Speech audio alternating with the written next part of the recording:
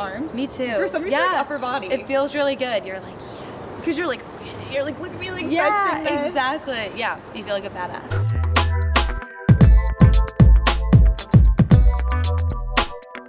Guys, it's Amy from Model and Maker, and I am here with Sam for Well by Samantha. So yeah, tell us a little bit about like your blog, how you started, and your like path where you are now. So I came to Boston in 2013, and I started at a market research company straight out of school. Had no idea what I wanted to do, but just knew that I needed to get a job. So worked with a market research company for about 2.5 years. I just knew it ultimately wasn't for me, and started to wish that I could spend my entire day doing my workouts. Like that was what I looked forward to. My morning or afternoon workout was like what I built my day around. And then my sister is actually a naturopathic doctor. So it's really, really cool. So she taught me a lot about like holistic medicine and healing, and especially the food side of it. So that's really where I started to gain my passion of like eating well. And I just saw amazing changes like outwardly and inwardly for myself from eating like healthy foods, and just really started getting into it and started to look into if there was a profession or a field where I could be, working with nutrition all the time. And of course, dietetics came up like numerous times. So really started researching like if that was the right path for me, and did a ton of informational interviews. So I just contacted like any dietitians I possibly could find, reached out to them and talked to them to hear about their experiences and what they thought, and then just kind of took the jump, and now I'm back in school. That's amazing. Yeah, so that's like the short version. So would you say like for someone who is trying to like change career paths, you would recommend that they talk to people like within the industry and get some idea about it before? Yes, talk to people who are living it, breathing it, doing it right now, and ask them any questions you can think of. Ask the person, what questions am I not asking you? And have them give you whatever answers. Like there's so many things that I didn't know about being a dietitian that I couldn't possibly think of the questions. So then they gave me all this amazing information that really helped me weigh the pros and cons of this line of work in this field, and if I thought it would be a good fit for me. So for those of you who don't follow Well by Samantha, you guys totally should. She did a sugar-free cleanse, right? Is that what it was called? Sugar-free? Yep, exactly. And she did it a few weeks ago, and she kind of like wrote about it on social media, but I didn't really have a chance to like debrief with you, so I'd love to hear more about it. For sure. So I actually should fix that. So it's a processed sugar cleanse. Okay. You can't ever get rid of sugar in your diet. It's in everything we eat, and when you break it down, getting a little sciencey, glucose is a molecule that you need to live, and that is what sugar is. It cut out processed sugars, and I think it's a great way to kind of just regain some control. I think that word is really tough to use, obviously, because it can be kind of sensitive when you're dealing with food, and controlling it is not something I like to associate with food per se. I think it's helpful. It's more of a mindset. It's helpful to get that mindset into a place where you can kind of say, all right, I'm going to make the choice to eat fruit instead of ice cream or cookies or whatever it might be. Exactly. And I think it's more just that choice that you are making, and I like to kind of switch it into a positive. So it's not that I can't have those other things, it's that I get to have, the healthier options. I find that helpful, that if I've gone a little bit overboard into the indulgences, to kind of get myself back centered. It's kind of nice for a week or so to get rid of those processed sugars, just to make sure my body like can feel how healthy it is and how good it feels when you're like eating well for your body. But I wouldn't recommend to do it on a regular basis because it's not sustainable. So if you're trying to cut out sugars, processed sugars, for a long period of time, it could kind of backfire. So it's really important when you're going to do that kind of stuff to either talk to a dietitian or talk to a doctor or someone and kind of get their opinion. But if you're just doing it for yourself, a couple of days a week, perfectly fine. If you feel great and want to keep it going, totally fine. I just wouldn't want someone to feel guilty if they did have like a slip up, because it's not really that bad to eat, some of the fun stuff too. And speaking of fun stuff and like sugar and everything, the holidays are coming up. I know my mom is like making sugar cookies, gingerbread, like chocolate chip, like you name it, she's baking it. Like I just left and she was baking. So how would you recommend like one to stay semi-healthy during the holidays, or like kind of like on track with that mentality that you were saying? Yep. I think it's all about having a plan. So if you're going to a holiday party, or if you're gonna have that amazing dinner that your mom's cooking and it has like everything you could ever possibly want, plus the desserts and the cakes and everything afterwards, just go in with a plan of action, thinking, this is what I am happy having. So if I eat, 4 cookies, or if I eat, 2 cookies and a slice of cake, it's fine. I'm okay with that. I give myself permission.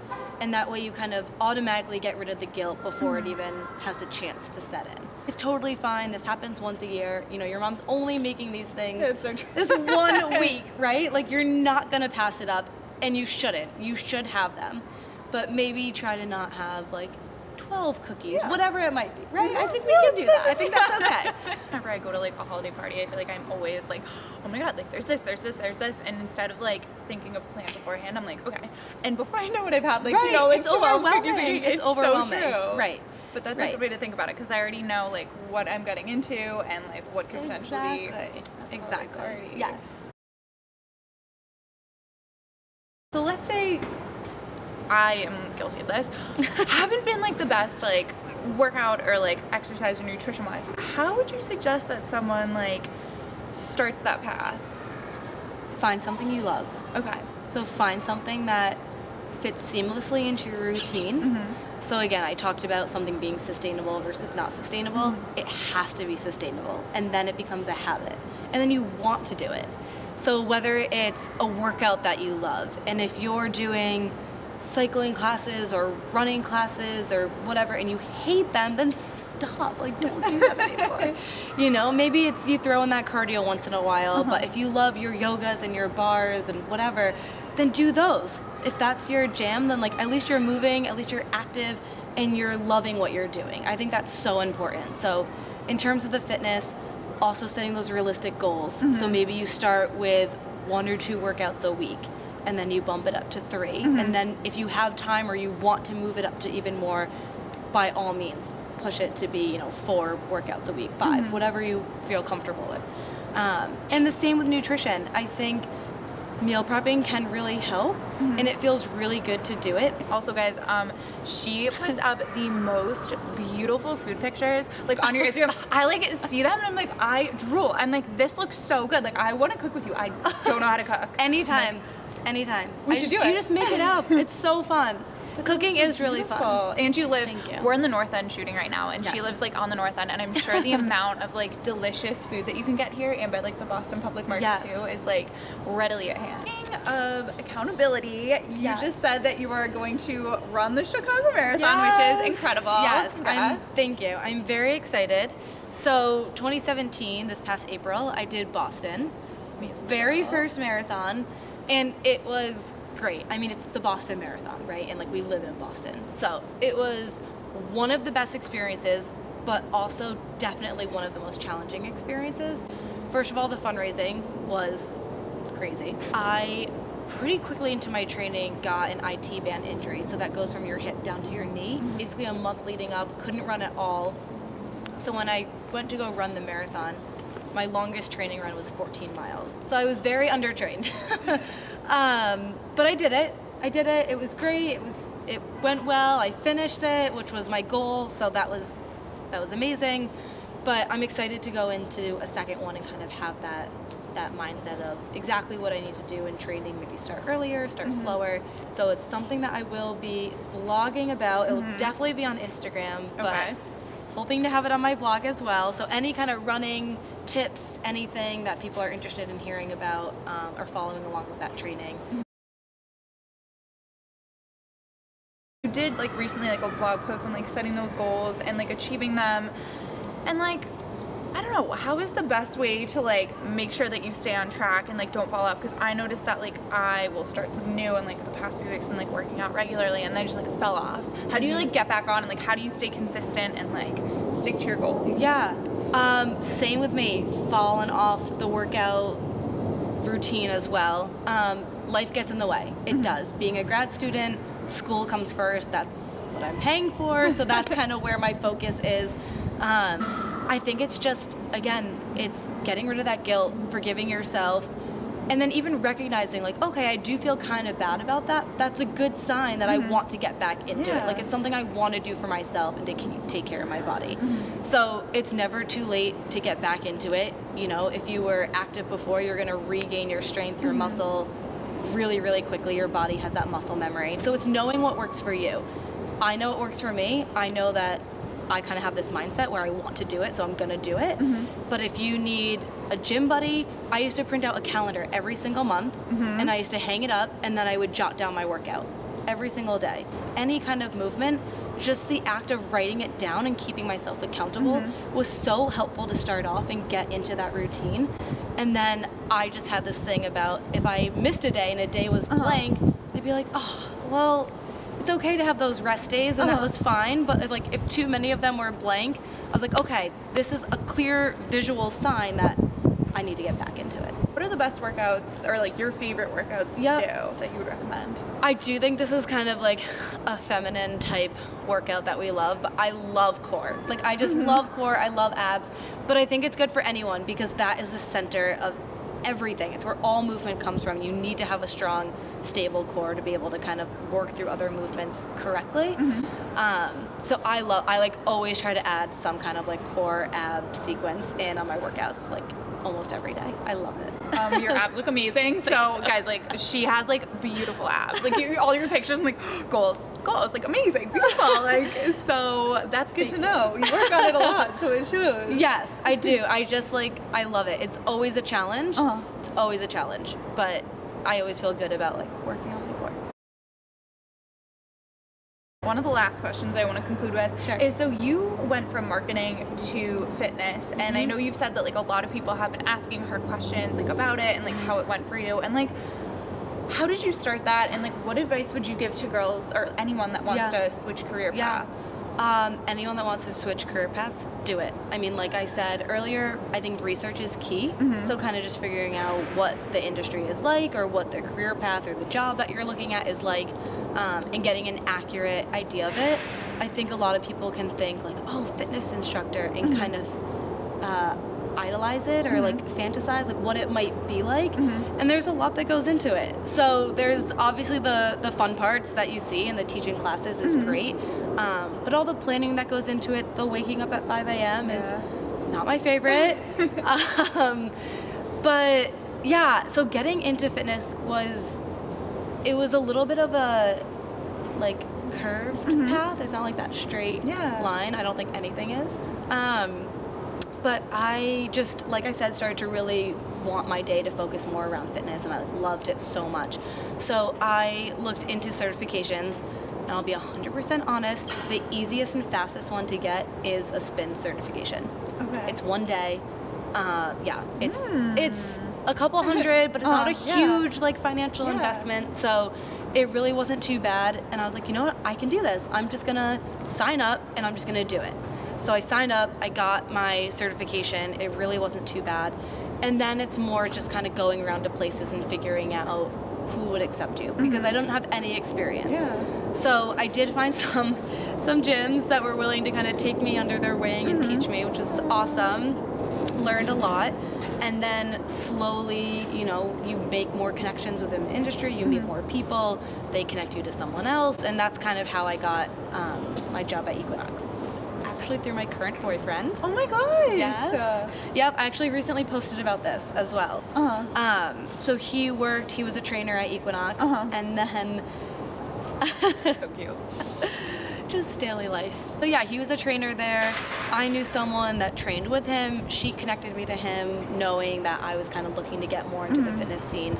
And he just hooked me up with a audition at Equinox through the group fitness manager there. So he got me the audition, but I like to think that I did the work by actually doing well in the audition, hopefully, and got the job there. So that was kind of that first really big break for me, which was amazing.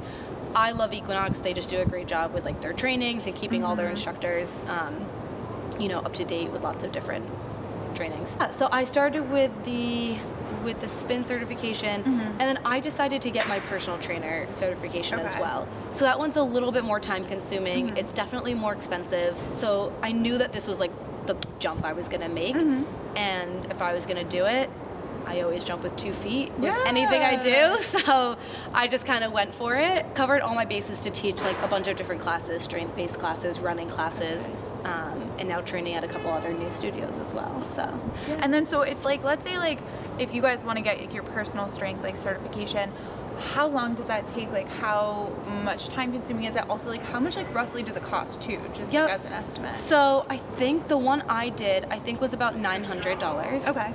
So again, not like an astronomical investment, but definitely like you're committing yourself. Yeah. And I believe it took a couple months. Okay. So I did NASM, which I believe is the National Academy of Sports Medicine. And then there's ACE, there's a couple other different ones, certifications, that all are pretty similar from what I've heard. Of course, I only have experience with the one that I did, but I asked around to my friends and different people that I knew who had done them, and again, weighed the pros and cons of which certification would work best for me, and kind of landed at NASM. It sounds like you've done like quite the research before. Like, it sounds like you're very like methodical with what you've done. Yeah. Honestly, I think that stems from going from high school to college. I had no idea what I wanted to do, and just did no research and just kind of like applied for a major and went for it. And it all turned out fine. Like, everything worked out, you know, everything happens for a reason. But having kind of grown up a little bit and gone through that experience, and wasn't necessarily like in the path that I wanted to be in college, and then kind of felt stuck. What are like the 3 to 5 tips that you would give someone going into the fitness industry as like a beginner or just in general? Yep. So I would say you need to have confidence. It's definitely nerve-wracking to kind of get up in front of a group of people and you're commanding the room, but they don't know what the workout is supposed to be. You're the only person in there that knows exactly what the workout should be and kind of what you're planning to do. So have confidence. If you mess up, nobody knows. I think it's also important to just network. Like, the fitness industry in Boston, and I'm sure in other cities as well, is small. It's smaller than you think it is. Everyone works, or most people work, at multiple studios or locations. So if you're working at one place and you're interested in another place, just like connecting with the other instructors that are at that location, so helpful. And everyone's so nice, like so nice and so helpful. I think kind of a taboo topic that I don't really hear about is the pay. Okay. Every studio is different, so you kind of just need to find, first of all, like the type of workouts you want to be teaching first, and then don't be afraid to ask what the pay is like. Having come from the corporate world, when you get hired, of course they kind of give you up front what you're going to get paid. That's not always how the fitness world is, so I think it's totally fine to ask those questions. Like, ask questions about either payment or, you know, if you get sick and can't make it to a class, what's that like? How is it taking classes off? So kind of like asking those questions up front is better than kind of just getting a little overexcited and just saying yes and then, you know, finding everything else out after the fact. And just have fun with it. Like, just have fun. It is such a fun thing. Like, even if you have to do the 5 a.m.s wake up call and, you know, teach at ungodly hours, the people that show up for those classes, I found, are the best. So when my alarm goes off and, like, I don't necessarily want to get up, I know who I will see in class that day, and it gets me so excited and so happy to go there. So, like, you end up doing it for those people because they're relying on you, so you, like, have to bring the energy. And it's so fun. That is. And then, okay, last thing, because this just made me think of it. So you are such a positive person. How do you stay, like, so she did Forward Thinking Fridays. Like, she used to do Forward Thinking Fridays, and I love to read them because she had such a positive and, like, great outlook and perspective on it. And I just want to, like, if there's any tips that you can share with me and, like, everyone else watching this, like, what are they? Like, do you have any tips for, like, staying positive? Or, like, how do you stay so positive? So we were talking earlier and I told you that that's not always the case. So I don't want to paint a false picture. I definitely have my days of doubts and moments of kind of that negative spiral. But again, I think it's just like really trying to train your mindset to switch, to like look and flip the situation. So when you start to have, you know, kind of those negative thoughts, really thinking about what are some positives. And like, there are so many. I mean, we have a bed to sleep in, we have warm clothes, we have food, we have all these things, we have family, friends. So there's so many positives in life, and just recognizing that kind of that like day-to-day bullshit that happens, while it's frustrating and like I'm totally guilty of letting it get to me for sure, there's so many like things to be happy about and thankful for.